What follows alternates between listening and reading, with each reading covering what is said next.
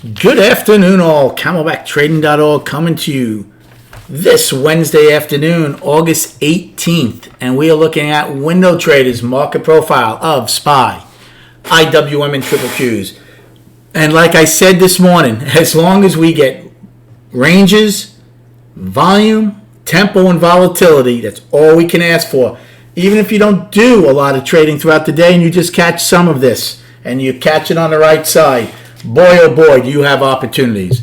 Well, one thing's for certain. We go out with the House of Pain, as we spent a good part of the day with an inside day in both Triple Q and Q, SPY and ES. Russell was actually a trend day until J period took that away.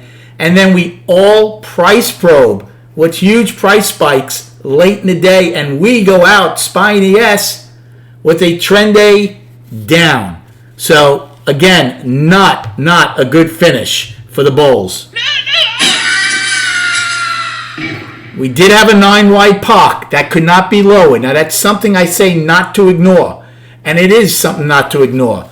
But we're going to see what transpires first. Remember yesterday, I did that whole scenario about the few times we touched the 20-day moving average this year, what has transpired in the following days, 2 to 5 days out, where most of those times we've gone and tested the 50. I said, let's see if that plays out again. Now, we haven't gotten near the 50 yet, but it's going to be interesting after this finish to see if we get any kind of follow-through whatsoever tomorrow. So, Triple Qs were 11 wide, end up with a huge price probe. Russell, 10 wide, they price probe. SPY and ES, 9 wide. We have a small set of single prints in L and a very large price probe. Obviously, we don't have an inside day. We are now below last week's low, below the 20-day moving average. We wiped out another bunch of reference points. There's a very small gap below us, a weekly low. That would be a next target.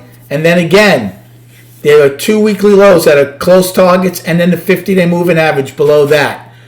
I said this morning again to the trading room, A's high from Monday was incredibly important to me, both yesterday and again today. Why? Because what transpired above A on Monday was such mindless machines with no reason, no tempo, no volume, 5 sets of single prints. And we never saw them again. As we opened Tuesday below, we got above A's high briefly, A, B, and C. That was it. And then today, look what we did. We couldn't even get above yesterday's high, let alone A's high. And I said that is my go, no-go area. And actually, when we ripped up in J, took a small short, nothing big. The reason I didn't take a bigger play is because we hadn't taken out our IB yet at that point. And I didn't want to take a bigger play here, and then all of a sudden we decided to take the IB out to the upside because we had gotten both overnights. I did okay on it, though. But not a big one. Could have crushed them all day in J and N and M. Had a nice trade in M, but again, not what I wanted. As far as my trades go, it was a pretty quiet day. A good part of the day in A period, I took a short. Where? Against M's high from yesterday. We pushed up. I took the 446 puts that expired today, backed off immediately, and put one in the books for a nice trade to start the day. B period. Yes, we were one time framing up, but I was like, are we going to get the overnight high? Are we going to front run it? And even if we get the overnight high, are we going to go get yesterday's high? And like I said, A was the line in the sand for me from Monday. So I took a put play in B. Again, the 446 got paid. Then in C period, we stopped the one-time framing up. It came down to half back at the time half back. Took a call play against it. Not a big one, 442 calls. And I got paid on it. But again, that was not a big play.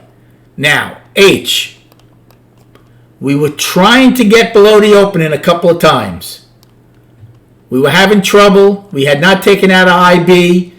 I was like, well, maybe they're going to play games one more time before we take it out. So again, I took a long in H, which worked out. Again, the 442 calls. Again, none of these plays were really big, but I got paid on them. So they all worked out.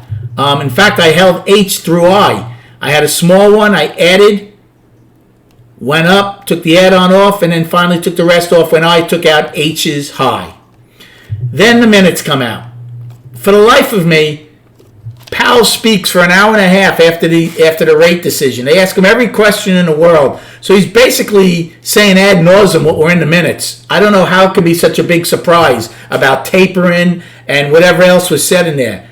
They've said it time and time again, so I don't know why the market reacts the way it does. But we're dealing with mindless machines. So what happened? J rips up. I took that small short, like I said, but not of any substance because I didn't know if we were going to get the IB high. I would have taken a bigger one if we got it and couldn't get above A's high for Monday. But we didn't, so I got paid on that. And then I was like, let them do what they want to do in J. Did nothing in J. When you get agitated algos, I let them play. I do not care. In K period, one trade, there's two trades I could have taken in J. The first time we got right above the 20-day moving average, but at that time it was moving pretty good. I'm like, the better one would have been when we came back and we started going back and forth through the opening to get back to POC. That might have been one, but that's okay. I did take one in K when we got below the opening one time to go back up above it. What that worked out. But then L period was starting to give me something that I couldn't quite put my finger on. I told the room, look, I'm not looking for longs anymore. I said, we're having trouble. Even though we have no single prints, even though we're 9 wide, even though value is unchanged, and it was unchanged on the day. I said, there's something happening here. We can't get back inside. Forget about the opening. After we got above the IB low, we couldn't get back in it. And something was just gnawing at me. I said, be careful here in M. And then lo and behold, now, did I expect M to do that? I did not. I did not expect M to go down $2.70. I didn't do anything at first. But when M rallied right before the 445 turnover, I took a put play, a 20 lot. I thought the 45 would push down right away. Well, it actually pushed up. I was going to put on another 50, and I just didn't pull the trigger. I'm very upset at myself because lo and behold, right after that, we just flushed. Now, I didn't hold on to the 20 the whole way, but it was a nice trade. It paid me nicely. Ended up being a very good day. And I actually went to Friday's puts because if we had rallied, I was going to probably go home with them. So that's why I went out to Friday. But no need to, as I got paid handsomely when it came in. Just a little frustrated at myself that I didn't get the other 50. Okay, destinations for tomorrow. Well, you have a bunch of them on the upside all of a sudden. First one is L's low, the price probe, 441.50. So let's put this in perspective. SPY closes at 439.18. Our first destination on the upside is 441.50. So over $2 away. Then we have the single prints. Small they are, 441.56 to 70. M's high to J's low. Then we have 9 wide, 443.26. D's low. And then today's high at 444.62. For the downside, boy, did we take out a lot of downside destinations. So here's a new batch. Please write them down.